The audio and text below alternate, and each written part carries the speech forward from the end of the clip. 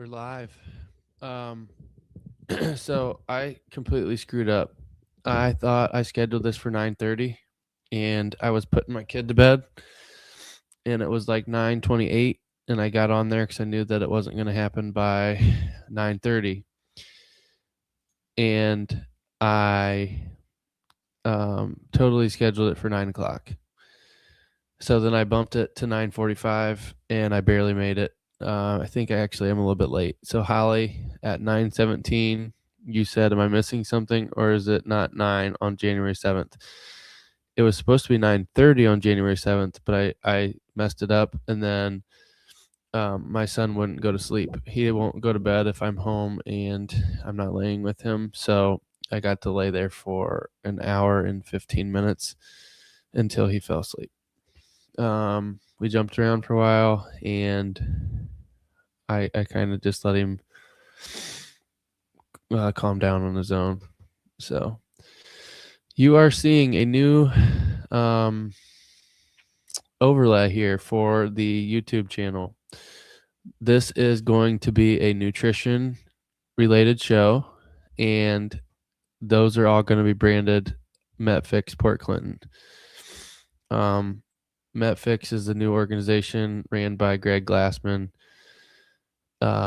He's the founder of CrossFit. He sold that company in 2021, I think, and it's been kind of on a downward spiral since then. We're obviously still affiliated with them. I believe in the CrossFit methodology that Greg wrote. We're also a MetFix affiliate. The co-founder of that, Emily Kaplan, was on YouTube live yesterday with Dale King. A lot of you that come to the gym probably met him. He came with the MetFix seminar staff to the gym a couple months ago. And she said basically the first 100 gyms were paying a loyalty payment to Greg because they wanted to be a part of whatever he was starting at MetFix, and which is 100% true for us. We jumped on board as soon as we knew that they were going to be starting that because the dude's a genius. He knows so much about movement. He knows so much about nutrition. We wanted to be involved in it. So just some of the background behind that. MetFix, basically, we have the tools to reverse prevent chronic disease. That starts in the kitchen, in what you're putting in your mouth, what you're eating, what you're drinking, how often you're eating and drinking those things, where those come from.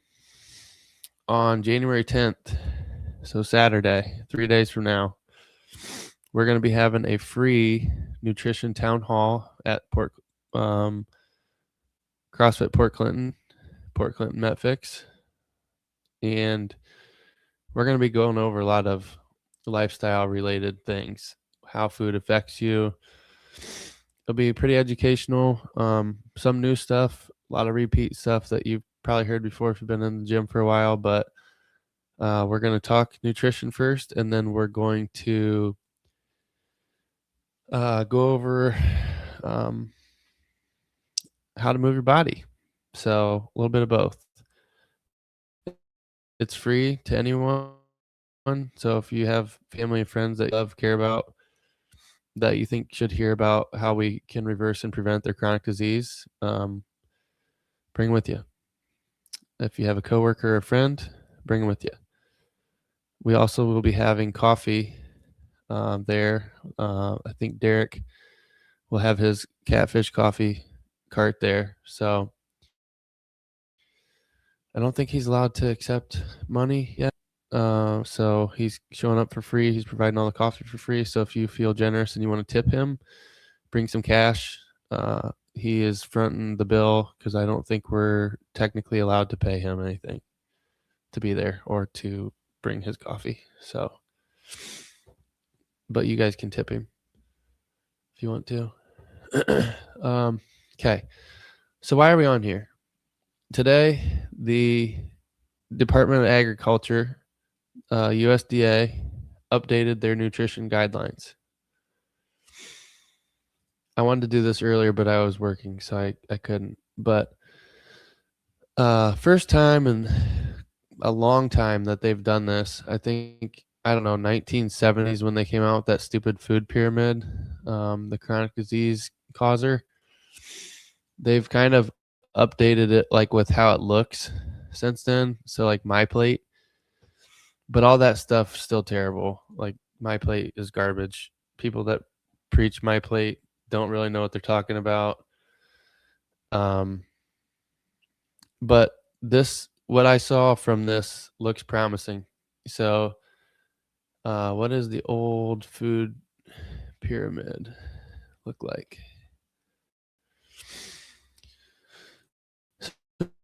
So here it is.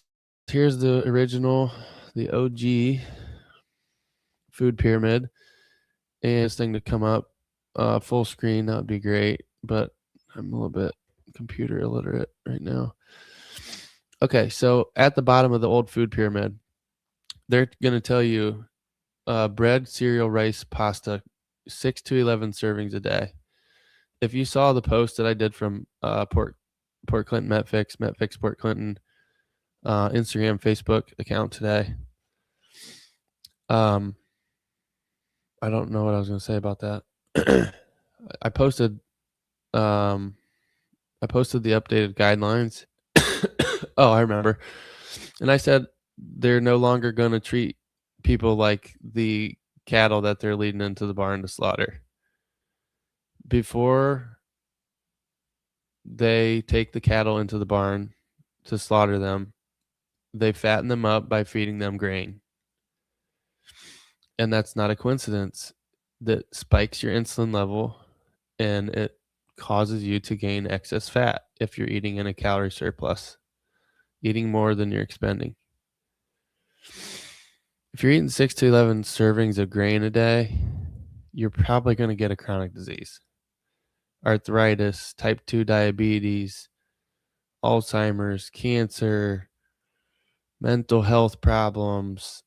You're just way more inclined to get those things when you're putting too much refined carbohydrates into your body. And that's what all of those are. Then they're telling you to eat 3 to 5 servings of vegetables, 2 to 4 servings of fruit, which is probably fine. But when you're adding that on top of the 6 to 11 servings of grain, you're just overloading your body with glucose because that's how all that gets processed. It turns into sugar in your body.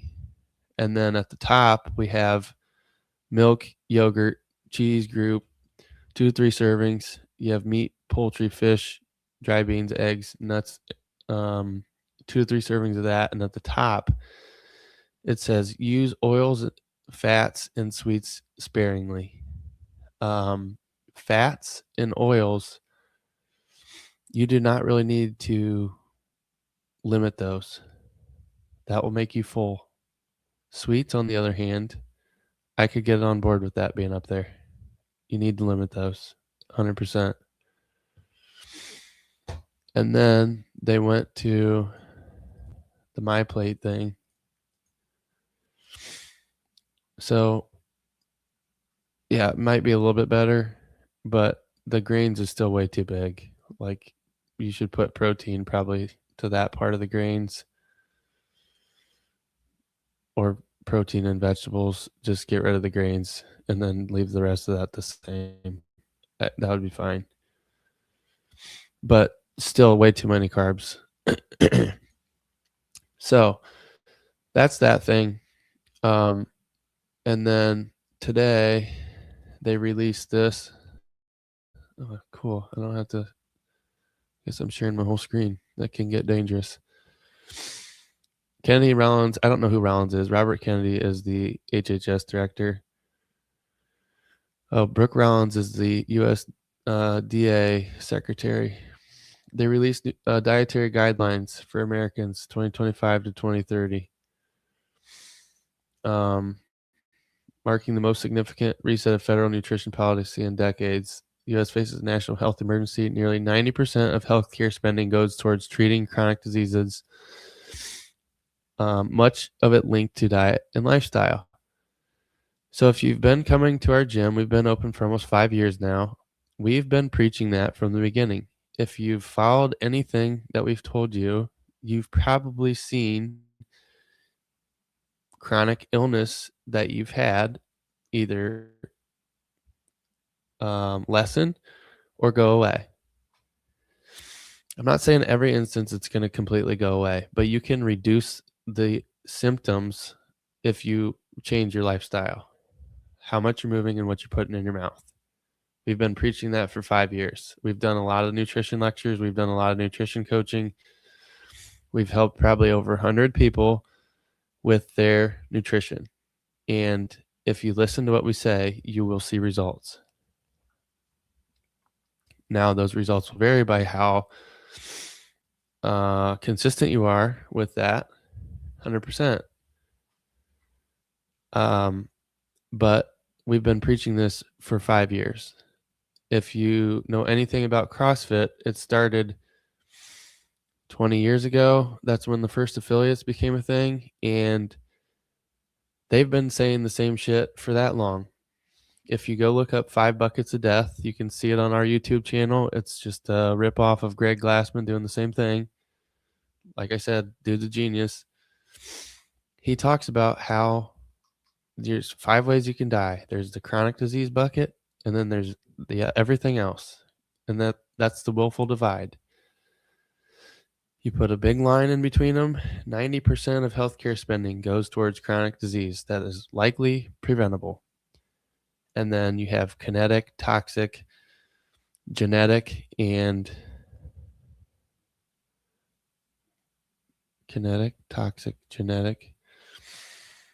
and something else. I don't remember what it is off the top of my head.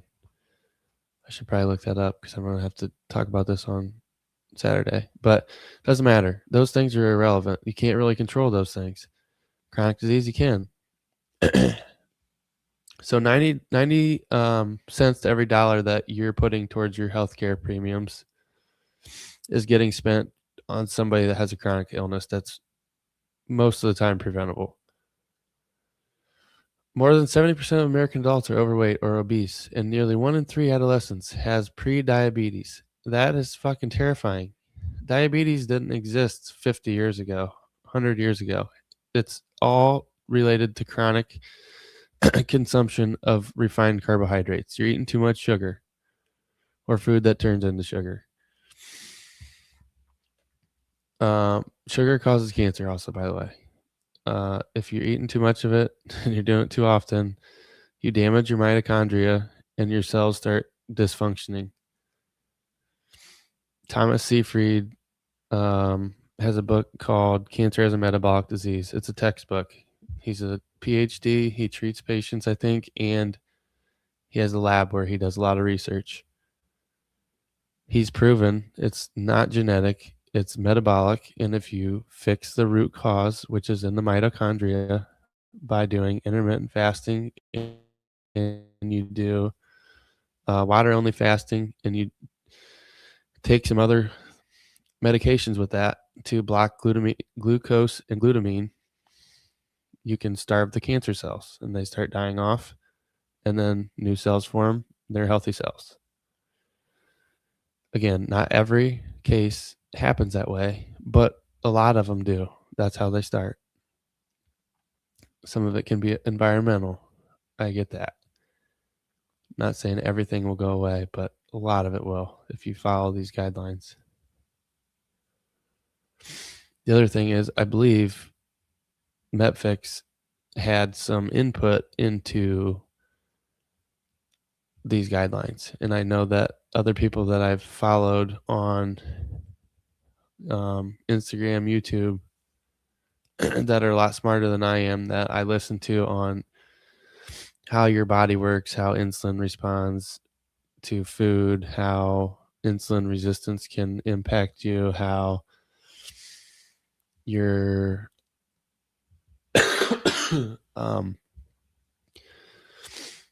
excess carbs impact your body.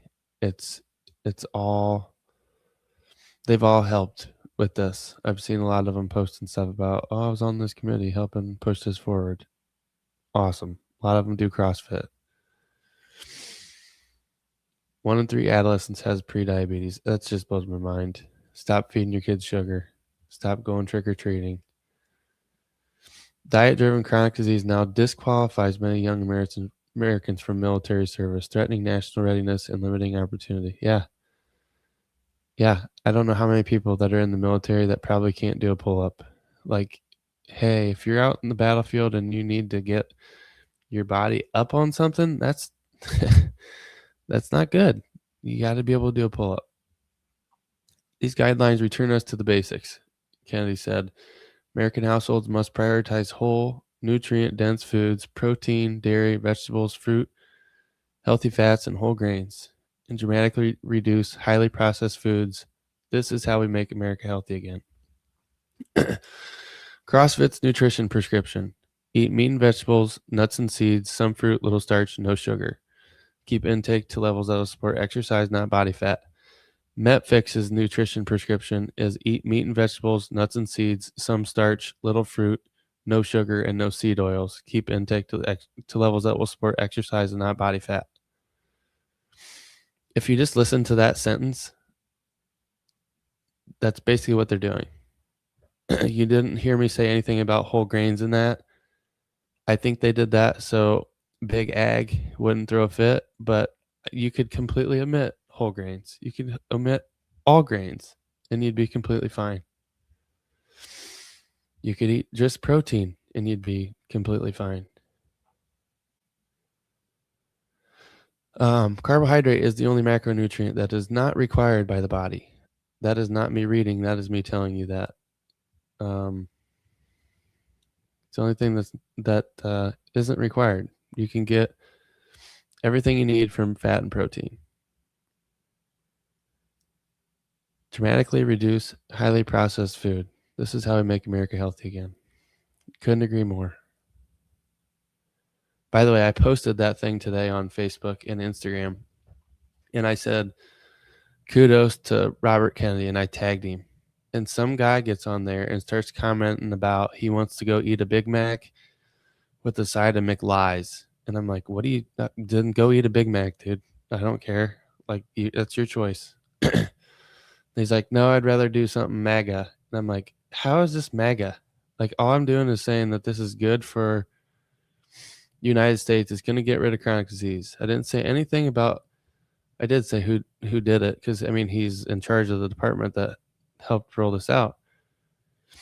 But, I mean, at the end of the day, the dude's a Democrat. I don't understand. Why does it matter what side he's on? Who put him in the position? Is he going to do a good job? I don't know. Do I think that he's doing a good job with this? Yeah, 100%. It's going to change what food's served in the school. So if you don't like the school food, today somebody texted me, this is what my kid had. It had, no, I'll read it. I'll tell you what it said.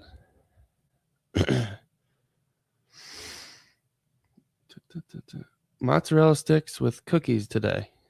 Ramen noodles tomorrow. It's pretty discouraging. Another person from a different school told me that their kids today were served pancakes with syrup and something else. I don't know what planet those people are living on that are serving that food, but they're trying to give kids chronic disease. And I understand to some extent they have to follow the guidelines that were out there at that time. And I don't think they can change this overnight. I think it's going to have to be a phased process, and I haven't read through this whole thing yet. But it's like, dude, come on. It's like, use some common sense with this stuff. And that's what they're doing here. It's returning to common sense. Thanks to the bold leadership of the president, this edition of the Dietary Guidelines for Americans will reset federal nutrition policy, putting our families and children first as we move towards a healthier nation. Rollins said, at long last, we are realigning our food system to support American farmers, ranchers, and companies that grow and produce real food. Farmers and ranchers are at the forefront of the solution. That means more protein, dairy, vegetables, fruits, healthy fats, and whole grains on the American dinner table. Perfect. Yetter Farms. They're in Vickery, Castilia area. You can get on their website and you can order meat. You can buy it by the pound. You can buy it in bulk. They have beef and chicken on there. That's where we get our stuff. If you don't know where to get locally sourced meat, I would highly suggest that you do that. Tastes delicious. I don't know if they do this for everybody, but they deliver to Port Clinton. We're hoping to get a spot set up at the gym so people in Port Clinton can order from them and they can just drop it off at the gym on a certain day and a certain time. And they don't have to drive to all of our members' houses that are ordering from them.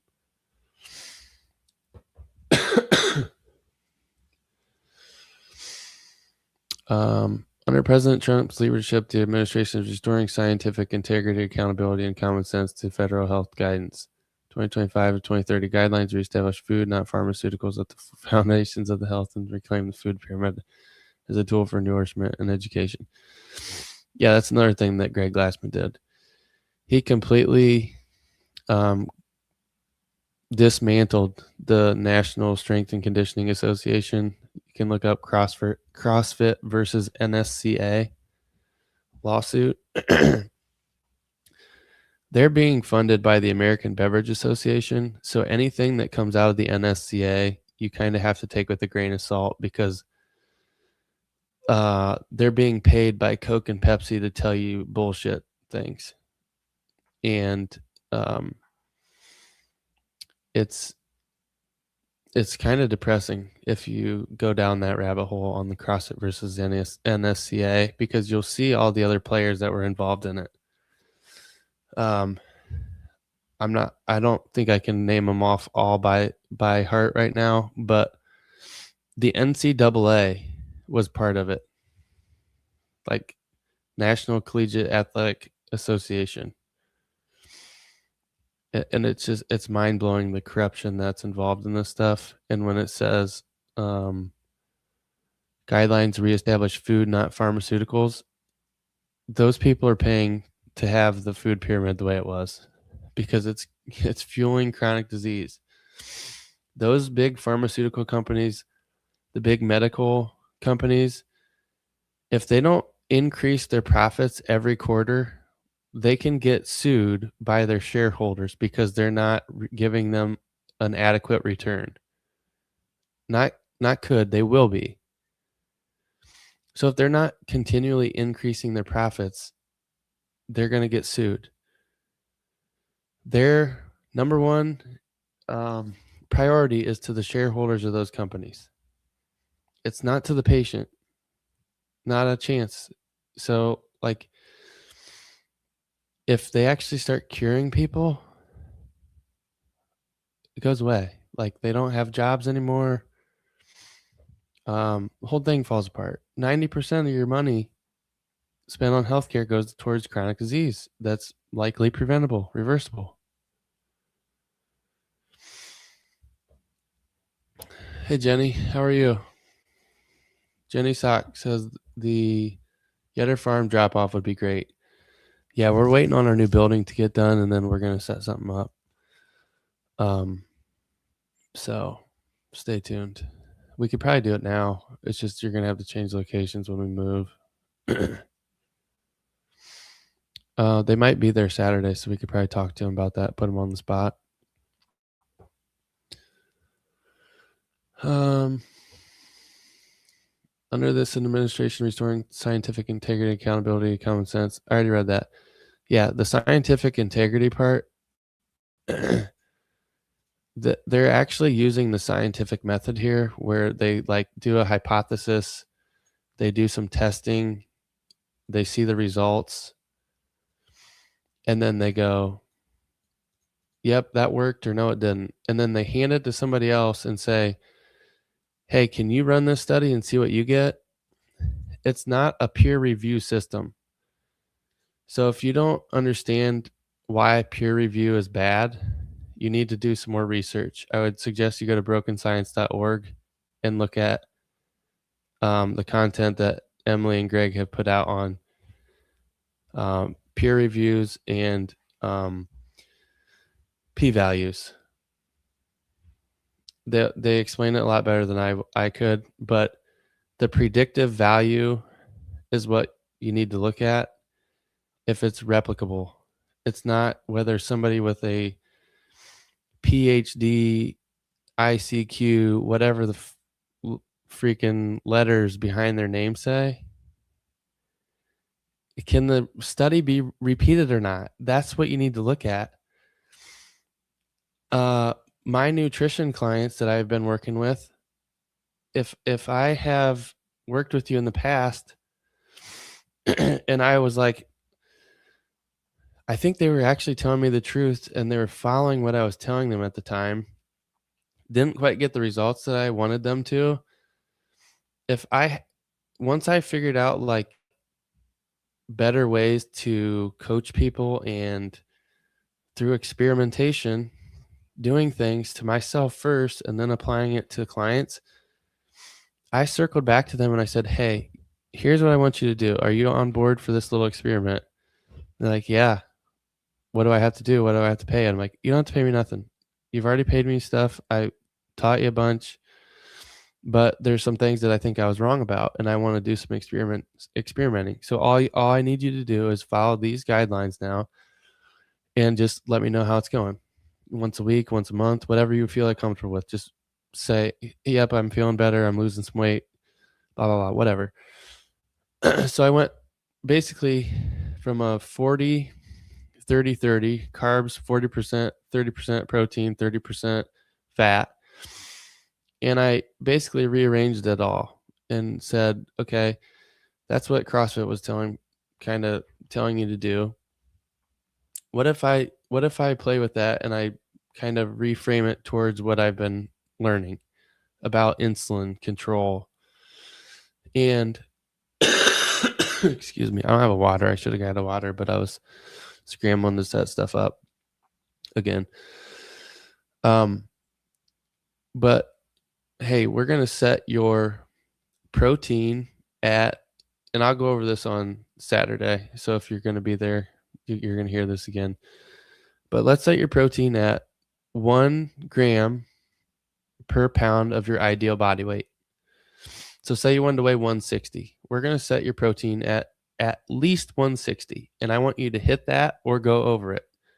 Don't care about calories. Okay. I want you to set your carbohydrates at 130 or less. That was a low carb study I looked at, and it said basically it was all around chronic disease prevention reversal. 130 was low carb, and then 50 or less was keto. So I'm like, okay, let's stay between 50 and 130 with anybody that I coach for right now and just see what happens, as long as that's supporting their goals. And then I told them, do those two things. Control your carbs first, so 130 or less. Hit your protein number, and then eat as much as you want with protein and fat until you're full. Just do that. That's all I want you to do. Very simple. Guess what? A lot of them lost a ton of weight. Their bodies just transformed within like months. And it was awesome. I'm like, I think we cracked the code here. So that's how I've been coaching a lot of the people. I think MetFix's prescription is what I said for the protein. So ideal body weight in protein, half of your ideal body weight in carbohydrate, and then double your ideal body weight in fat. So kind of similar to what I've been saying, like, hey, if you're going to eat as much fat as you want, you might be getting to double your body weight. But yeah, it's common sense approach to this stuff, especially once you kind of understand the metabolic impacts on your body with those 3 macronutrients. Those macronutrients are actually insulin signals. And the one that has the highest insulin response is carbohydrate. So when you eat carbohydrate, now it's going to depend on what kind of carbohydrate you eat or what type of food you eat and how much of that food. But typically what I've seen when I've been tracking this with a continuous glucose monitor is I get a spike in my glucose level, which often means that your insulin's gonna respond to that. It's gonna go up. You're gonna have more insulin in your bloodstream trying to bring that blood sugar down. And the other two don't have the same impact. So if you're eating 6 to 11 servings of grain like they told you to before, you're eating 3 to 4 servings of vegetables, and you're eating 2 to 3 servings of fruit, your blood sugar is doing this all day long. It's going up, it's crashing, it's going up, it's crashing. That's why the kids at school can't sit still, and then they want to medicate them. Why do you think Big Pharma is funding that food pyramid? Because it's a prescription for life. Oh, you got ADHD. That's why. They need more profit. They don't want to teach you what to do correctly.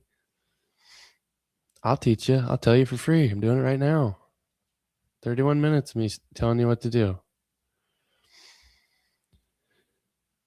Guidelines emphasize simple, flexible guidance rooted in modern nutrition science. Prioritize protein at every meal.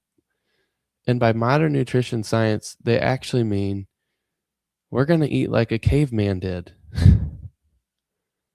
Prioritize protein at every meal. Mind blowing. Like, really? Yeah, it's going to keep you full longer. It's going to help you repair your muscles. It's going to help you lose weight if you want to lose weight. You have to hit a certain number of calories to lose weight. Consume full-fat dairy with no additional sugars. No added sugars. I can't read. Yep, that sounds pretty accurate. Now, if you're allergic to dairy, don't eat dairy. If it upsets your stomach, don't eat dairy. Eat vegetables and fruits throughout the day, focusing on whole forms. Mind-blowing. Eat your fruit and vegetables. Don't drink it. Let me repeat that. Eat the fruit and vegetables. Don't drink it. Once you start blending it up into a juice, it's going to spike your insulin level way quicker than if you're eating it. You have to digest it. It's not going straight to your bloodstream. Incorporate healthy fats from whole foods such as meats, seafood, eggs, nuts, seeds, olives, and avocados. Holy smokes. That goes back to eat protein at every meal. Eat meat and vegetables, nuts, seeds, some fruit, little starch, no sugar. Focus on whole grains while sharply reducing refined carbohydrates. I would just strike through that whole sentence and say, don't eat whole grains or refined carbohydrates. Minimize whole grains and eliminate refined carbohydrates. Limit highly processed foods, added sugars, and artificial additives. Yeah, that's pretty smart.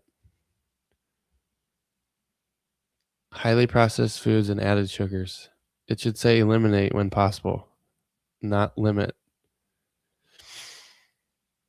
Eat the right amount of food for you based on age, sex, size, and activity level. Keep intake to levels that support exercise and not body fat. Choose water and unsweetened beverages to support hydration. Notice it doesn't say drink Gatorade. They're a large player in the fitness game. They want you drinking Gatorade. It's got a shit ton of sugar in it. I would not encourage you to drink Gatorade. If you're going to drink Gatorade, it needs to be Gatorade Zero. Limit alcohol consumption for better overall health. Yeah, that's a great one. It's a poison. It's a toxin. You're poisoning yourself when you drink alcohol. Do I drink alcohol? I do, on occasion. Do I know that I'm poisoning myself when I drink alcohol? I do. Should I do it? Absolutely not. It's the same thing with sugar. Do I eat sugar? Yes, I do. Should I eat sugar? Nope, I shouldn't. Is it terrible for you? Yep. Am I poisoning myself? Yep. Do I know that it causes cancer if I eat too much of it? Yep. But I have a risk tolerance, and I don't do it very often. And when I do it, I eat way too much of it unless it's portioned out. If it's sitting there, I can't stop eating it, so I just try not to. It's the same thing with, like, I tell people this, if you're with a drug addict and they say, let's just do a little bit of cocaine, that means let's do a lot of cocaine.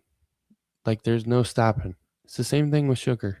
You're not going to tell somebody that's addicted to cocaine, just do a little bit. They're not going to stop. So if somebody can't stop eating sugar, once they start, you probably shouldn't tell them to eat sugar. That's terrible. Terrible advice. Guidelines also provide tailored recommendations for infant and children, adolescents, pregnant, lactating women, older adults, individuals with chronic disease, vegetarians, and vegans, ensuring nutritional adequacy is across every stage of life. Yep. Again, I think that's good. There should be those caveats in there. Like, I think fasting is a good tool, but I don't think you should fast until you ask your doctor if you're on 16 medications, because I don't know what that's going to do to you. If you're on 3 medications, I still think you should ask your doctor. I don't know what that's going to do to you. That idea. Where's this link taking me? Did I pull the wrong thing over? Why is this not doing that? I want to go in order of the tabs, and it's not working. I don't know what's going on now. Restoring health, fact sheet, Trump administration. Yeah, this is that tab. Uh-oh. Reset nutrition policy, put real food back at the center of health. Restoring science and common sense. Evangelizing real food. That has to be a Cali Means. He always says he's evangelizing things. He used to be a lobbyist for Big Pharma, and then he was a lobbyist for Coke in Washington, and then he watched his mom die of chronic illness, and he was like, I can't do this anymore. And now he's like beating the drum for exercise, nutrition change, which is great, but I don't know if he's got ulterior motives or not. Guidance provides possibility across all recommendations. For example, proteins, options such as chicken, pork, legumes, larger variety of dairy products. Uh-oh, my camera's going to shut off. Or is it? Why is it recording me now? Interesting. Frozen, dried, canned food, fruits and vegetables from beets to strawberries, carrots to apples. Yeah, this is the same thing. Like, it's a spectrum, right? You got to move from less processed, or from processed to less processed over time. So, I mean, if you have to go to the food pantry, you're going to be getting canned fruits and vegetables. That's probably going to be better than eating chips. It's going to be better than eating bread. So, yeah, canned fruits and vegetables, 100%. I would eat that over those other things I just said. And then, hey, frozen, is that better than canned? Probably. It's not in all those preservatives. And then, is fresh better than frozen? Is it better than canned? If it's in season, probably. If it's flown in from a different country, is it? What are they putting in it so it has a shelf life? I don't know. But there's different levels to that. It's just like the gym. If you come to CrossFit Port Clinton and you can't do a chest to bar pull up, how many scaling options do we have for you? Same thing with nutrition. It's all, you just got to think about it as scaling. Like MetFix posts the daily fix. It's got a recipe every day on their website. It gets posted to CrossFitPortClinton.com also. If you go and look at those articles, Pete Shaw, who's on their seminar staff, and he came to the gym, he goes in there and comments the scaling option every day. He does it all on a sheet pan. So that's usually like something you got to fry in a pan, something like that. He does it all on a sheet pan, and he puts that in the comments as a scaling option. I think that's awesome. Paired with a reduction in highly processed foods laden with refined carbohydrates, added sugars, excess sodium, unhealthy fats, and chemical additives, this approach can change the health trajectory of America. Specific guidance to include: prioritize protein. Previous dietary guidelines demonize protein in favor of carbohydrates. These guidelines reflect gold standard science by prioritizing high-quality, nutrient-dense protein foods in every meal. Variety of animal sources, including eggs, poultry, seafood, red meat, in addition to plant-sourced proteins such as beans, peas, lentils, legumes, nuts, seeds, and soy. Yeah, the only thing that I would say about that is if you're getting your protein from plants, it processes differently in your body than meat, and meat byproducts like eggs. So if that's the primary source of your protein, you're probably going to have to supplement things to get vitamins and minerals that you're not going to get through your diet at that point. So if somebody's telling you that you need to eat vegan, you need to be really careful about that. And you need to look at and do some research on what do I need to supplement to make sure I'm still getting all the vitamins and minerals I would be getting from meat.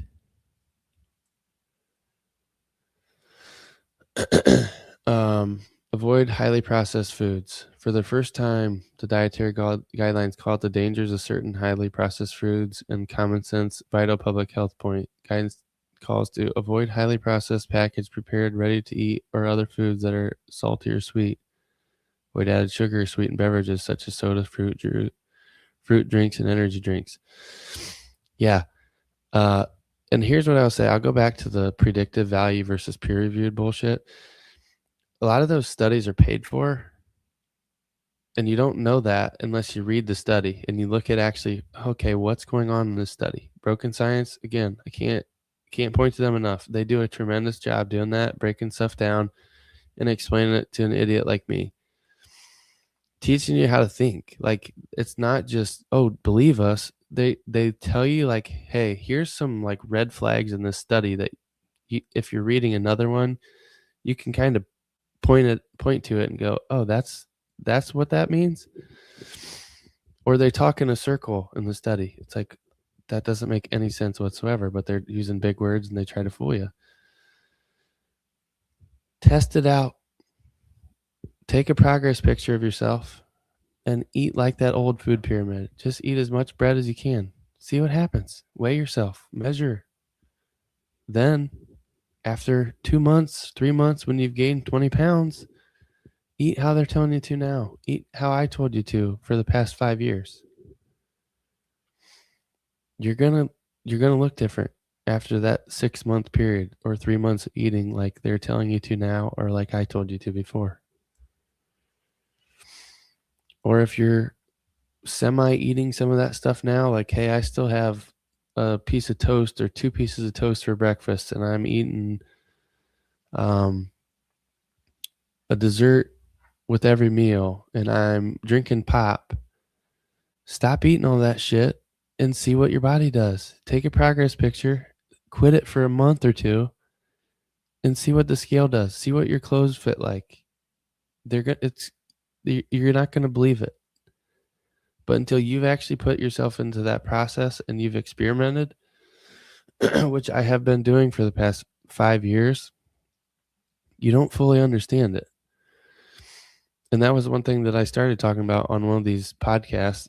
I didn't understand, or nor did I think fasting was good for you. And then I started listening to Ben Bickman talk about it, and I started listening to I can't remember the dude's name again. Greg and Savon interviewed him in a hotel. He was talking about insulin, and it was the guy that did the surgery on somebody, took all the blood out of their body. But I can't remember the guy's name. But I started listening to them about how insulin works and what that does if it's elevated and how to control it.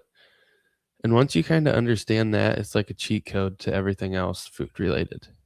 You just got to figure out what foods are going to elevate my blood sugar. And again, that's going to be different for everybody.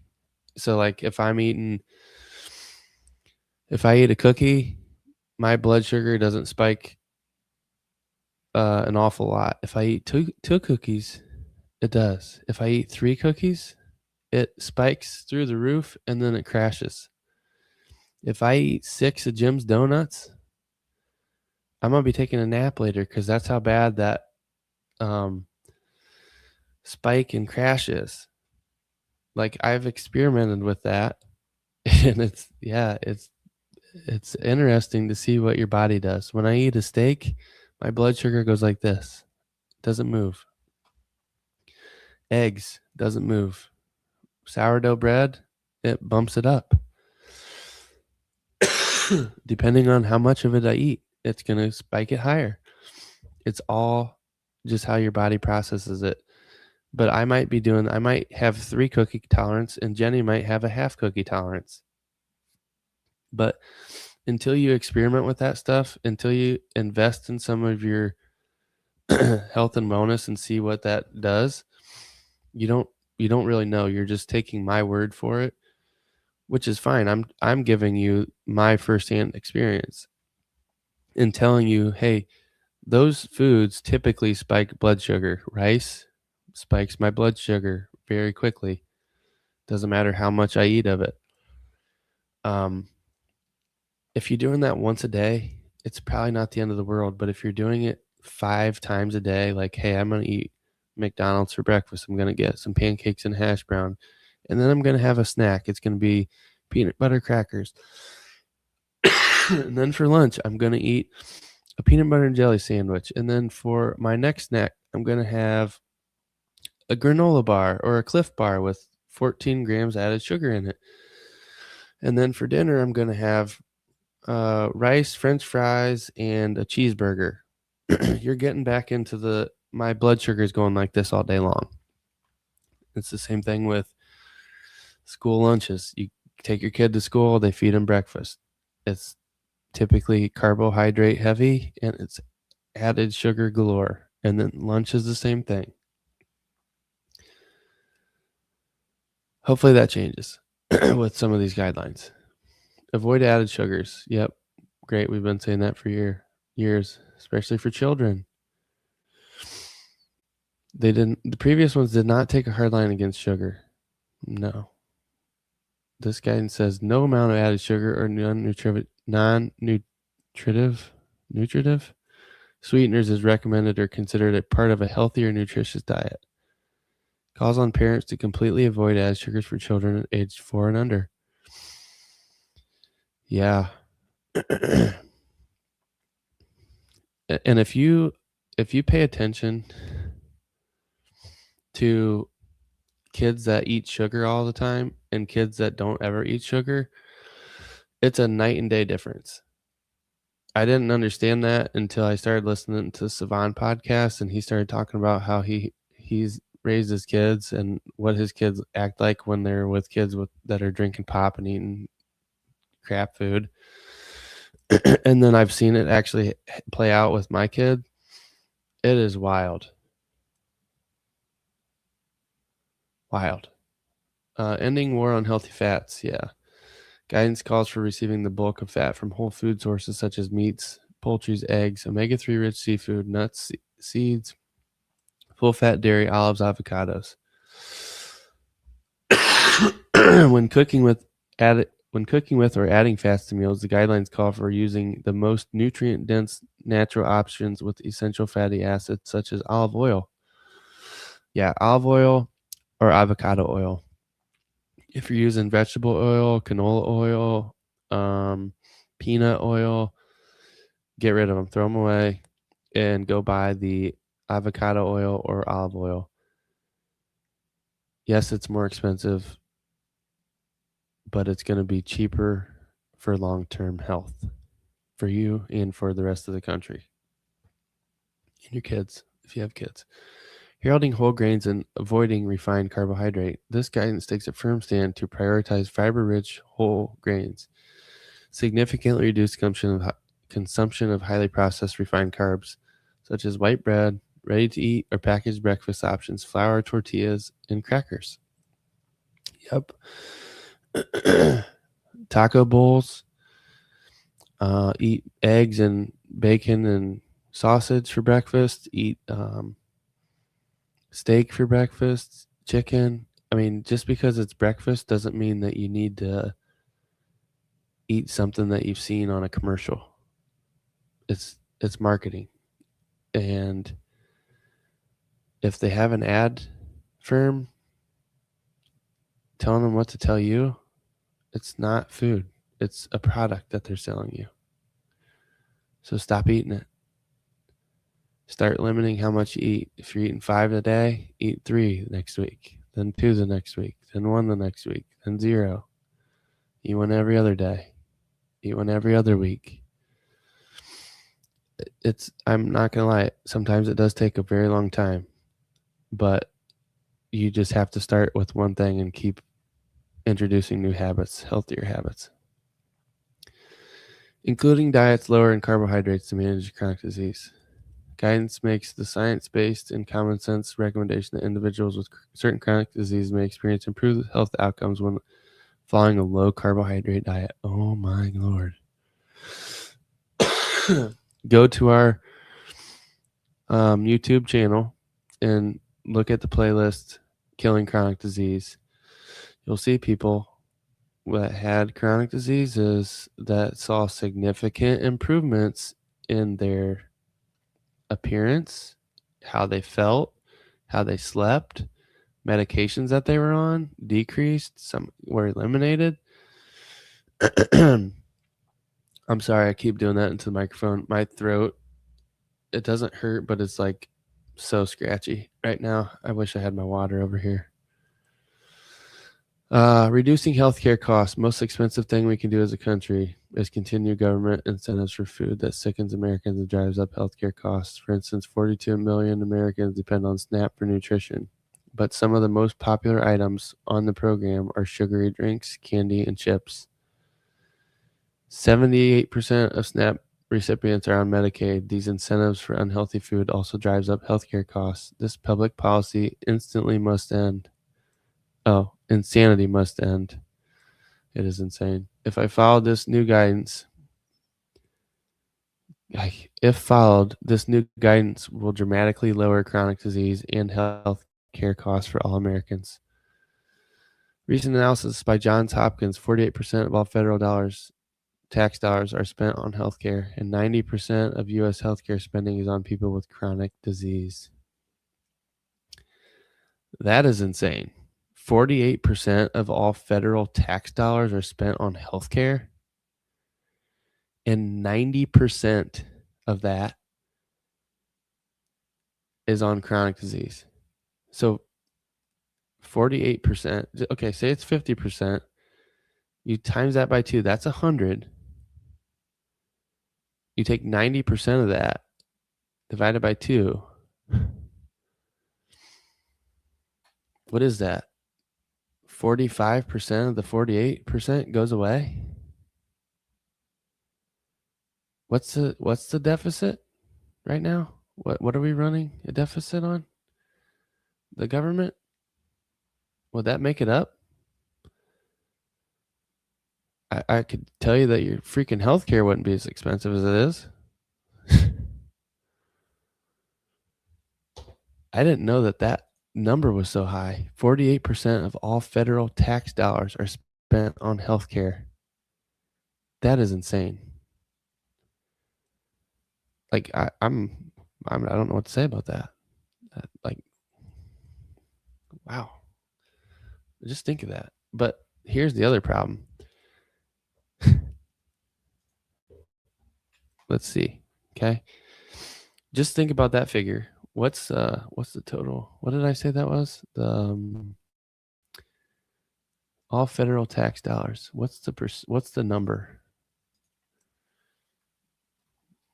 US. Oh no. Why did it do that?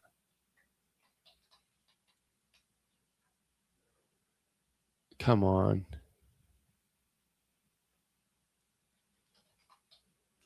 US federal tax dollars. Let's see that figure.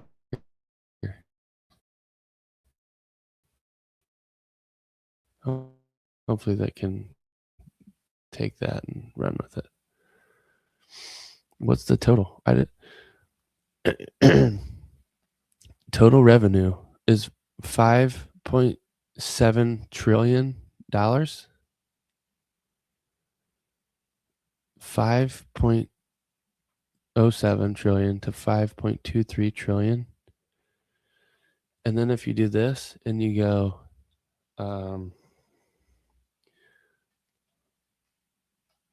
leading industries by state, USA.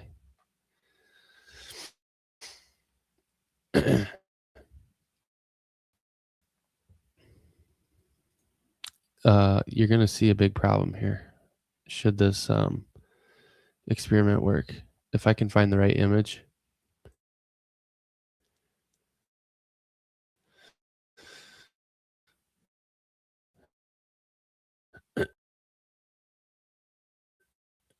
I don't know if I'm. No, this isn't the right. Let's see if I can refine that search a little bit and get it. It's like there's like 5 states where healthcare isn't the largest either employer or economic player in the industry. So if you think about that, and what did I say? 8 point no, wrong. $5.07 trillion and 48%. So just so $2.5 trillion is going towards chronic disease prevention. Not prevention, sorry. It's going towards a Band-Aid for the root cause. That's not attacking the root cause at all. It's gonna be. Right now, it's not even close. This is insane to me. Leading industries by USA state. I don't know where this. I've seen it before. Maybe it was fake news. Let's see if I can say healthcare. Is healthcare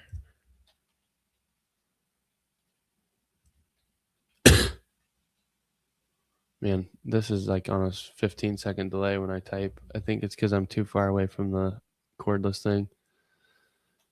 Healthcare, leading industries by state. Healthcare is a massive sector, but its leading status varies by state, with ambulatory healthcare services like outpatient care being largest specific subsector in many states. Yeah, that's still healthcare, dude. Like, I want to see the chart.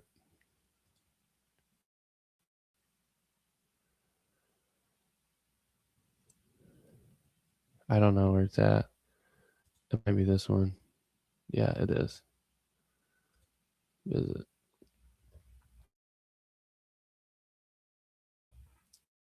It's a top. But look how crazy this is. Just think if you attack the root cause, what happens to all these jobs of that hospital's income or that healthcare facility's income, because people aren't as sick as they are. They're not on a prescription anymore, or very few people are on a prescription anymore. What happens to the economy? Does it completely go to shit? Do we have to switch back to manufacturing stuff? Do people just get to sit around and we pay them to sit there? What happens? I don't know. I don't have an answer to that. I just know that the answer to the chronic disease problem is mostly what we've just been reading for the past hour. It's attacking the root cause of the problem. But this is a huge issue. Like, hey, guys, we're gonna put lots of people out of jobs. It's funny because like we've met with I don't name names, but we've met with different I'll just say facilities, what's a better word? Entity. We've met with local entities about partnering with them, and the initial people that we talked to are all excited about it. Yeah, this would be great. And I already know what's going to happen if we do it. We're going to we're going to put a big dent in the bottom line and the program's going to get cut. But the initial people we talk to get all excited, and then it gets to a certain level of that organization or entity, and it's like, nope, can't do it. It's too dangerous. That's NSCA funded studies right there. It's too dangerous. We don't have the funding for it. Well, we've offered to do it for free. So why is the funding a problem? I don't understand that. It's because they don't want the freaking revenue to go away. They have to meet the quarterly income. And it's just like, I get it. It's a game, but we meet with them just to say we met with them. Because at some point, people are going to start saying stuff, and I'm going to start singing like a bird. And it probably won't be good, but hey, yep, we met with these people, and this is what they said, and I don't think they want to help. I think they want to act like they want to help, and then when it comes to an actual solution, they're gun shy because they know that it's going to gut their 90% of their revenue. From their perspective, if I was in their shoes, it would be a very difficult decision, but that's not how I live my life. I live my life on doing the right things for the right people for the right reasons. A lot of times that means giving away things for free that I should be paying a lot more money, charging a lot more money for than what we do. But we need to make stuff affordable for people so we can help as many people as we can. And we're going to continue to do that. So that's just still mind-blowing. Okay, United States faces highest obesity and type 2 diabetes rates in the developed world. This is another thing. Like back in the day, the only fat people were like the king, because they're the only ones that had enough money to buy like fruit and stuff. Fruit has a shit ton of fructose in it, which is sugar. So when you eat a shit ton of fruit, you get fat. And that was how they got fat back in the day, because they had the most money to spend on shit that they shouldn't be eating, and then they were fat. And now it's like everybody's fat because they've subsidized sugar. Bears in nature or squirrels, how do they get fat before they go to hibernate? They eat fruit. They eat honey. All those natural things that make them fat. They don't get fat from eating fish.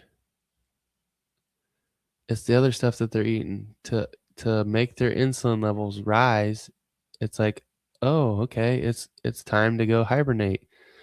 And they have a clock. They're on a clock that says insulin needs to spike. They eat foods and it spikes. Then they start putting on all this weight. Well, we just do that every day. You wake up and you chug a Mountain Dew.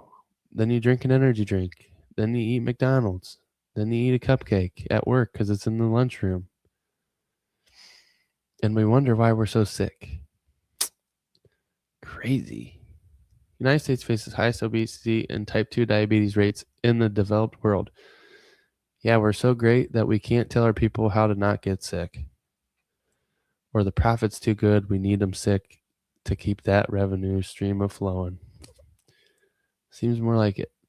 United States spends 2.5 more per capita than the average developed countries on healthcare, and our life expectancy is 4 years slower. Chronic conditions tied to food are major contributors to this. Yep. U.S. childhood obesity rate is nearly 5 times higher than other developed countries like France. U.S. 1/3 of teens suffer from prediabetes. 20% of children and adolescents have obesity, and 18.5% of young adults have non-alcoholic fatty liver disease. Yeah, that is fucking insane. Like, non-alcoholic fatty liver disease. Unreal. That is from too much sugar. Fructose wreaks havoc. You're drinking fruit juice. If your kids are drinking fruit juice at school, you need to either stop sending them to school, write to the school, call the school, go to the school board meeting, and tell them to stop serving that shit. Pop, same thing. That's what's causing this stuff. Too much fructose, too much processed carbs. That's the lunch. That's the breakfast at school. These guidelines are going to change that. How fast, I don't know. So if you want it to speed up, I would encourage any parent that has a kid at the local schools to show up at the meeting and start complaining. Write them letters, document it. Like if I had a kid in school, I would be complaining every day until they changed it. Hey, why aren't you switching towards these new guidelines? Hey, why aren't you switching towards these new guidelines? Yeah, it's just insane. Recent study of Medicare beneficiaries found that 15% weight loss reduction resulted in $1,000 per year in lower Medicare spending. Yeah, because your knees don't hurt anymore. You're not walking around with extra fat on your bones. It's insane. Prioritizing health outcomes, not health equity. Biden administration said, I'm not even getting into this because I'm going to say stuff that I shouldn't say. But yeah, it's wild. I'm good. I'm glad to see some of this stuff actually changing for better, and it's changing towards stuff that we've been preaching. I would tell you not listen to the government. This is one instance where I'm like, I think they got this one right, and I think they actually use science. I listened to people say trust the science on TV for 5 years. It wasn't that long. It was probably like a year and a half, and then I stopped watching TV because I was sick of it. They're not telling you to trust the science. They're telling you to do the experiment, which that is science. You're doing the experiment yourself, and you're finding out, hey, which one has more predictive value? Is it the old food pyramid, or is it the one that they just released? I'm going to tell you what I think. I'm going to tell you what my experiences are. My experience is the predictive value of this new method is the superior one. It's more correct. It's got more predictive value. I can give you the test. You can implement the test yourself, and we can see the results. I can do that across 100 gym members. I can do that across other gyms around us. I can do that to anybody that's watching this video. Do the test. Do the experiment. Report back. Write down in Excel. This is what I want you to write. Ideal body weight. Okay. Column A1. Column A2. A2. Put protein. Column A3, put carbohydrate. Column A4, put fat. If you want to know the total calories, put column A 5 calories. Column B1, put whatever you want in there. That's your ideal weight. Okay. Say 160. Column B2 equals column A1 times 1. You're going to eat at least that in protein. So ideal body weight. Column B3, which is carbohydrates, you're going to take equals B1 times 0.5. So 50% of your ideal body weight is what you'll eat in carbohydrates. That number that number should always be less than 130. Column B4, you're going to take equals column A1 times 2. So double your ideal body weight in fat. And then calories, you can take your calories will be equals B1, no, equals B2 times 4 equals B3 times 4 equals B4 times 9. And then hit enter. And that will give you your total calories.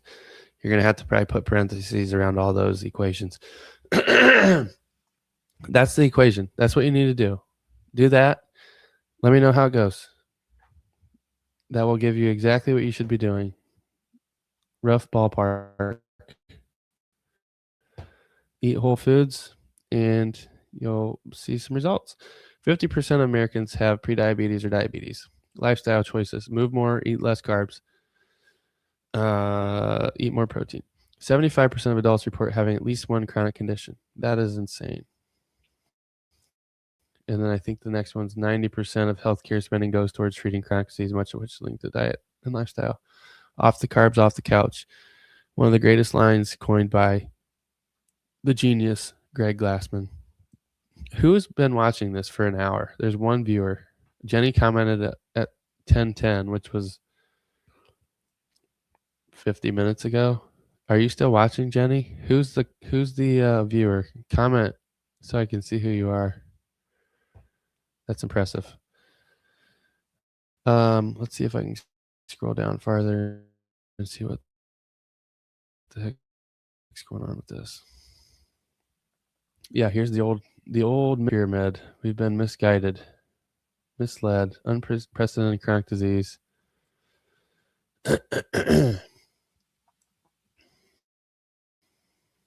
We can solve this crisis. Calling out the crisis cards, rebuilding broken system from the ground up. Gold standard science. Again, gold standard science, that just means that they're doing the tests. They're looking at people that have done the tests and asking for their advice. Protein, dairy, healthy fats, vegetables and fruits. That's 90% of what you're eating right there. 90%. And if you've ever heard me talk about food, you need to be 90% consistent, 80 to 90% consistent, depending on how fast you want to get your results. If you're 90% consistent, you're going to get them pretty damn fast. And if you're eating this shit 90% of the time, you're going to get rid of your chronic disease pretty damn fast. I know that there's reports of other MetFix affiliates that have helped somebody reverse their type 2 diabetes in less than 3 months. But again, they're very consistent with what they're doing. They're showing up to the gym. They're eating those foods. Ending the war on protein. Every meal must prioritize high-quality protein, nutrient-dense protein from animal and plant sources, paired with healthy fats from whole foods such as eggs, seafood, meats, dairy, nuts, seeds, olive, avocado. Protein target 0.54 to 0.73 grams per pound of body weight per day. Yeah, earlier that was in kilograms, and then they must have realized, hey, we need to update that because nobody knows what the fuck a kilogram is in the USA. Yeah, I would say that this could even be higher. I would say 1. Put that to 1.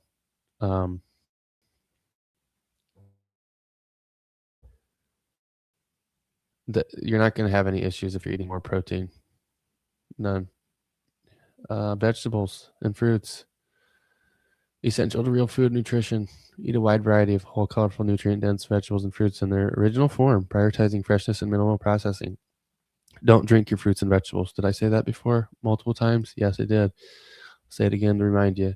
Don't eat or don't drink your fruits and vegetables. Eat the fruit and vegetables. CrossFit in 100 words, or fitness in 100 words from CrossFit.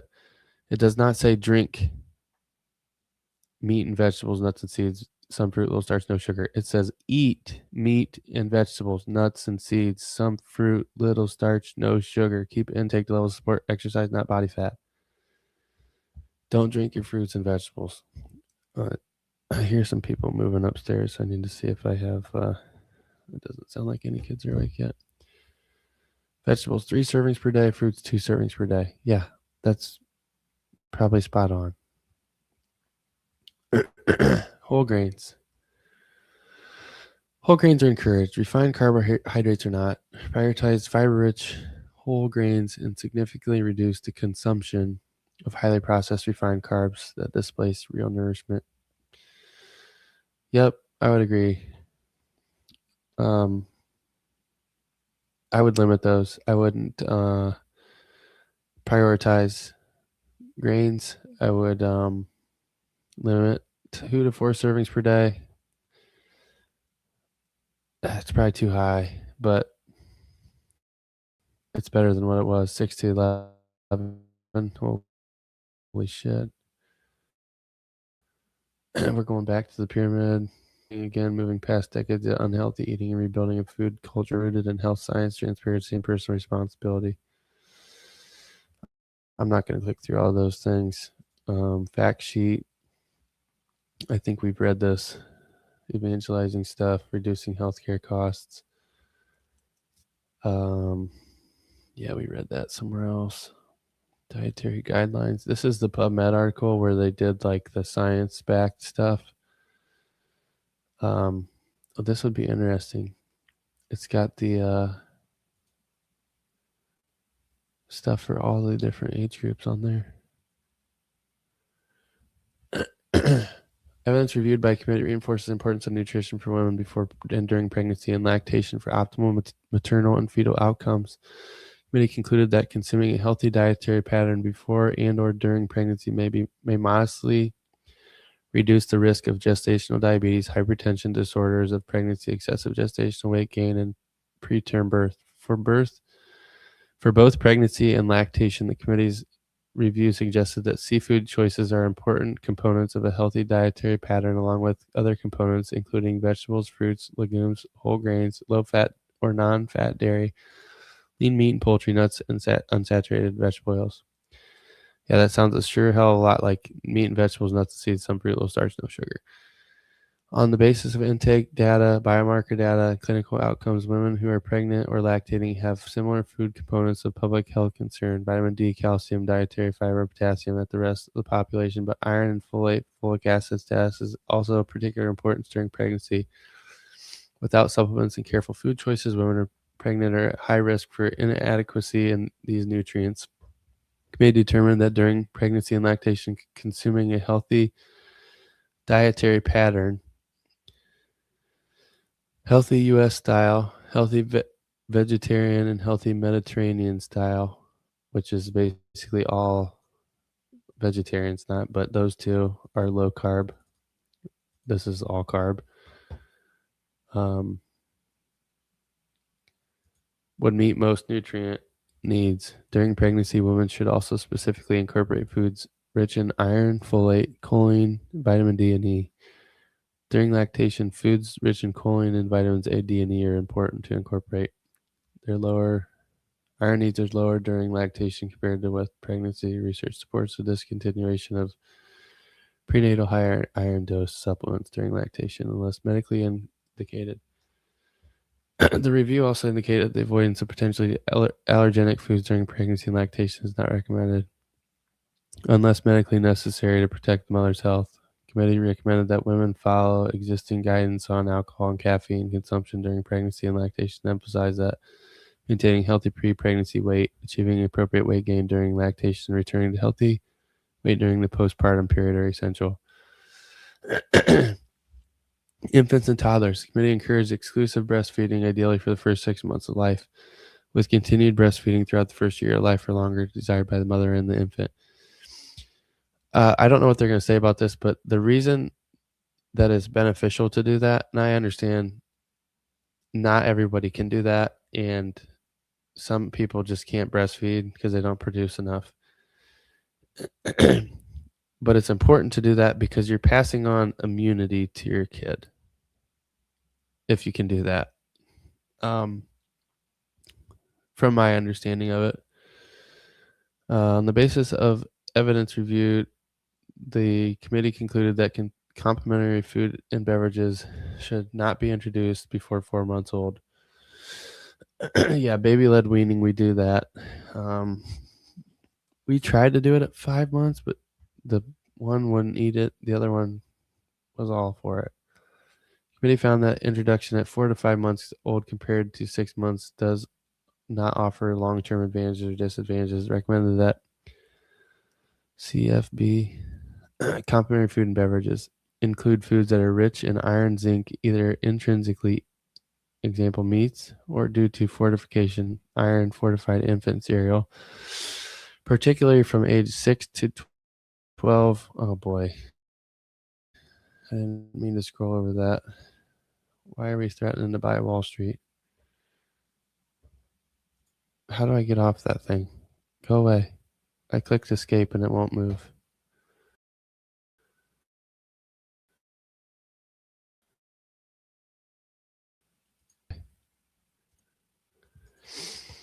Complementary food and beverages also contain adequate amounts of polyunsaturated fatty acids. The committee concluded that once complementary food and beverages are introduced, adding peanut and egg in developmentally appropriate forms in the first year of life, 6 to 12, may reduce the risk of food allergies to these foods. The committee found no evidence that avoiding other potentially allergenic foods, fish, shellfish, cow milk products, tree nuts, seeds, wheat, and soy in the first year of life is beneficial in regard to preventing food allergies.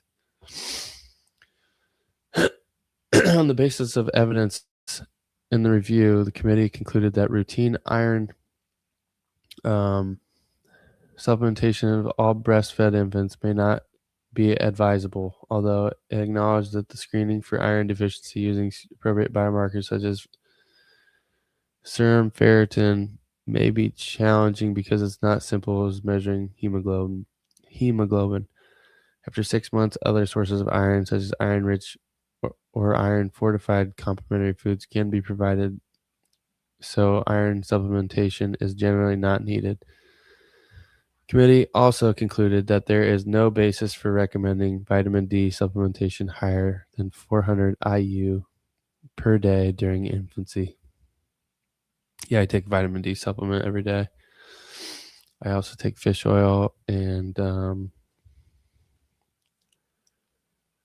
vitamin D supplement has magnesium and something else in it. Vitamin K, maybe. Committee conducted food pattern modeling to determine whether USDA food patterns could be established for infants and toddlers aged 6 to 24 months. Food pattern for infants 6 to 12 months could not be established because of challenges with uncertainty about nutrient requirements and difficulty in meeting the recommended dietary allowance for iron through CFB. However, combinations of CFB were described by the committee that meet most nutrient requirements while infants still consuming different proportions of human milk or infant formula. The committee recommended providing infant and toddlers with a variety of animal source foods: meat, poultry, seafood, eggs, dairy, fruits, vegetables, nuts, seeds, whole grains products beginning 6 to 12 months and continuing thereafter. Toddlers 12 to 24 months old whose diets do not include meat, poultry, seafood. The committee advised providing egg and dairy products on a regular basis along with soy, nuts, seeds, fruit, vegetables, grains, and oils. Also recommended not providing foods and beverages with added sugars, such as sugar-sweetened beverage, to children younger than 2 months because energy from added sugars is likely to displace energy from nutrient-dense foods, and because some evidence suggests relationship with subsequent risk of child overweight. Yeah. Yep. Addition, because food preferences begin at early age, is important to encourage regular consumption of nutrient-dense foods and beverages. Yeah, so again, that sounds a lot like eat meat and vegetables, nuts, seeds, some fruit, low starch, no sugar. Just start weaning that in at 6 months, which is what we do. We started, I think, with steak, sweet potato, asparagus. That was a big hit. Surprisingly, green beans, peanut butter today. Some other fruits, raspberries. She did raspberries today. She liked those. Committees. So this is for 2 years old and older. Committee's extensive evidence review found that dietary patterns higher in vegetables and fruits, legumes, whole grains, low fat or non-fat dairy, lean meat, poultry, seafood, nuts, unsaturated vegetable oils, and low in red and processed meats, sugar, sweetened foods and beverages, and refined grains are associated with a range of beneficial health outcomes.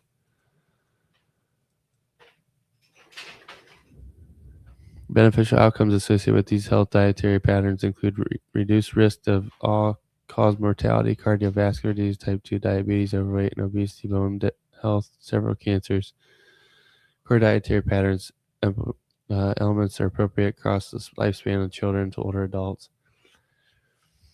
On the basis of review, evidence of relationship between types of dietary fats and consumed cardiovascular disease, advise limiting intake of saturated fats less than 10% of energy per day, replacing with unsaturated fats, keeping dietary cholesterol intake as low as possible. They also recommended 2 or more servings of cooked seafood per week for individuals 2 and older to ensure intake of key nutrients and as part of overall healthy dietary patterns. Serving sizes vary based on age, and seafood choices should emphasize specific higher omega-3 fatty acids and low in methyl mercury, following federal, local fish, and seafood advisories. That had to be Robert Kennedy, because I know that he was like a protect the rivers guy. He did a lot of. I think that was his organization. I don't know. That's wild. For those who, I mean, I think, yeah, you should probably not eat a bunch of mercury, but foods who do not consume seafood. The committee concluded that regular intake of other foods high in omega-3 fatty acids, such as flaxseed, walnuts, soy oil, algae, and eggs that contain omega-3 fatty acids is appropriate. Yeah, we eat a shit ton of eggs. We give our kids a shit ton of eggs. We don't eat that much fish. Lexus isn't a big fan of it. I just haven't been cooking it lately. When I used to cook scallops quite a bit, but it's hard to do right now. We've been misplaced out of our home for a year, so year and 4 months. Who's counting? For those who do not consume seafood, I just read that. Committee also examined the relationship between beverage consumption and weight status. It concluded that nutrients-rich beverages, fat-free or low-fat milk, 100% juice, contributed substantively to food group and nutrient intakes. That is important to be mindful of their contribution to total energy intake, because sugar-sweetened beverages contribute substantial energy to the diet and contribute very little toward meeting food group and nutrient recommendations. The committee encouraged only limited intake of these beverages. Yeah, don't drink fruit juice. Committee acknowledged that, and I'm not just saying that. Go read the book. I think it's called The Fat Switch by Richard Johnson. He's got some other books. He talks about how fructose is terrible for you, which is fruit juice. And some, like fruit in some cases also, if you eat too much of it.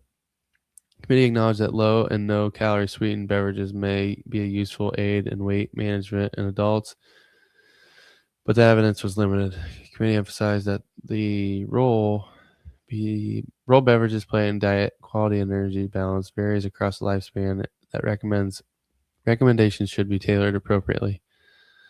On the basis of its review, evidence regarding alcohol consumption. Jesus, are they talking about 24 months? The committee concluded that for those who do not drink, it is not wise to begin drinking alcohol or purportedly continue to drink alcohol for health reasons. Am I still on the 24-month thing? Like, what are they talking about? Yeah, 2 years and older. I guess this includes adults. I'm assuming, yeah, there we go. For adults who drink alcohol, committee's review indicated that at all levels of consumption, drinking less is generally better for health than drinking more. Again, back to common sense nutrition there. The committee recommended that adults limit alcohol intake to no more than 1 drink per day for both men and women for better health. Yep, you're poisoning yourself when you're drinking alcohol. You have to understand that when you're doing it, and you have to understand that you're going to pay for the consequences of drinking more often. For all the people that are sober at the gym, that have came in drinking a lot and have completely flipped script, did a 180 and don't drink anymore, I am so impressed and so proud of those people. Ryan Clifton's birthday today, so happy birthday, Ryan. I'm sorry to call you out on that, but he's been, I think, sober for 5 or 6 years now. Awesome dude. Just got a new job too. Congrats, Ryan. Get your ass back to the gym though, buddy. Committee suggested that adults 2 years and older recommended that less than 6% of energy from added sugars is more consistent with the dietary pattern that is both nutritionally and calorically appropriate. Then there's a pattern with less than 10% energy added sugars is recommended in the past additions to the dietary guidelines. Committee's advice was based on food pattern modeling and the evidence of health impacts of added sugars intake. Finally, the committee continued to recommend established USDA food patterns, healthy U.S. style, healthy vegetarian style, Mediterranean. Core components of all three USDA food patterns include fruit, vegetables, legumes, whole grains, nuts, and seeds, protein, fats, nutrient-rich foods, limited amounts of added sugars, saturated fat, and sodium. Wow, this is that's a lot of information. I honestly, like, if you asked me to repeat what I just read, I couldn't tell you. I was just trying to get through that as fast as I could. Um, but it does boil down to, if I had to summarize it, eat meat and vegetables, nuts, seeds, some fruit, low starch, no sugar. There's some overarching guidelines. Follow a healthy diet from every stage of life. Limit foods and beverages. I'm going backwards. Higher in added sugars, saturated fat, sodium, alcohol. Limit alcohol. Focus on meeting food groups, needs, and nutrient-dense food beverages. Stay within calorie limits. Customize and enjoy nutrient-dense food beverage choices to reflect personal preferences, culinary traditions, and budgetary considerations. Yeah, absolutely. 4 guidelines. I'm not reading all that stuff. Frosted, shredded wheat. Oh, nutrient dense and then typical. It's giving you alternative options for the good versus bad stuff. I don't know what's going on here. Sparkling water, soda, vegetable oil over butter. I don't agree with that. What is this? Examples of nutrient dense choices compared to typical choices. Yeah, I don't know about vegetable oil over butter. That's wild. I don't think I agree with that. I think I would rather eat butter than vegetable oil. And I would just say, like, if this is, I can't believe it's not butter, then yeah, I would say vegetable oil is probably better. But if this is traditional whole fat butter, I would probably say that's probably more nutrient dense than vegetable oil. Life stage guidance. I'm not reading that. There's the old My Plate thing. Maybe this is like a footnote of stuff that they used to have in there. I don't know. This is wild stuff. I don't know. I'm glad that they did this, though. It's been long overdue. I was calling around to the USDA. We had members that were complaining about school food, and I was like, yeah, I'll see what so I was like calling to the USDA. I called directly to the federal level, and I called the regional office. They pointed me there, just to see like what could be done about school food, because it was terrible. They were like showing me the school lunches, and I'm like, this can't be real. It was, but again, they had to follow the guidelines, and they couldn't. Like, the USDA couldn't even give an exemption or a waiver to the food patterns. And I'm like, you understand that this is causing the chronic disease, right? And they're like, well, it's the standards are up for review in 2025 or 2026, blah, blah, blah. You got to wait till then. I'm like, because it's a law. You have to serve this stuff. I'm like, oh my God, this is the biggest waste of taxpayer money that I can probably think of. Well, one of them. But yeah, it's wild to me that we're spending $5.23 trillion in tax revenue. That's what they're collecting. And then 2.5%, $2.5 trillion of that goes towards chronic disease treatment. That's preventable, reversible. So if you don't know where to go, Saturday morning, January 10th, 2026, coffee and conversation at CrossFit Port Clinton, 116 East 2nd Street. We're going to be doing a free nutrition town hall. We'll be discussing all things nutrition, so come with questions. I'll be answering those for you guys. We got 45 minutes allotted to that, so I'm going to give a little bit of a lecture, do some Q&A, and then we're going to move our bodies, do a little workout, and then coffee afterwards. Catfish Coffee is going to be there. Derek, bring some money to tip him. He's not allowed to charge people yet, but he can collect tips if we want to put a little jar on the desk. And then our group nutrition program starts on Sunday. So if you need some accountability, Saturday, I'm giving it all away for free. Sunday, uh, it's you're gonna have to pay for that. It's a 12-week program. It's $120 per month for 3 months. So it's at $360. You'll get a bunch of education. You'll get a weekly check-in.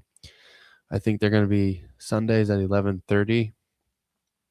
Yeah, that will give me 30 minutes after the toddler time class that I coach. 2 to 4-year-olds. That's hilarious. Watch them run around. We had one class last week, went pretty well. But yeah, I'll be doing the group nutrition thing again. So sign up if you haven't yet and you want to. If you need some accountability, like I literally just told you everything you need to know on this an hour and 35-minute podcast. I'll be doing that again on Saturday morning. And then, yeah, if you need like recipes, go to CrossFitPortClinton.com and scroll down. You'll see a MetFix section. We have the daily fix plugged into our website, so the recipe gets posted there every day. Also, a workout. You can go there and get them for free. You can go to brokenscience.org. If you click on the daily fix and then archive, they have all the recipes that have been posted there since March of 2025. Our website, CrossFitPortClinton.com, has the past 7 days. It's got 7 days worth of content archives. Broken Science, if you go to the Daily Fix archive, you can sort by protein. So, like, say you want to eat fish, you can sort by seafood, and then it will give you all these recipes. Beef, you can sort by all those. You can just scroll through it if you want. I think you can sort by year. So, if you don't know where to start with food, that's the place. Yeah, I think that's all I got, guys. Thanks for watching. It's been a heck of a show. Went an hour 37 minutes just talking to myself. Thanks, Jenny, for commenting that one comment an hour ago. Holly, sorry you missed it. Apologies. I scheduled it wrong and then my kid wouldn't go to sleep. So you guys have a good evening. See some of you tomorrow at the gym. That's a lie. I won't be at the gym tomorrow. I'll see you Friday morning. And then coffee conversation, 8 o'clock Saturday morning. Be there, be square.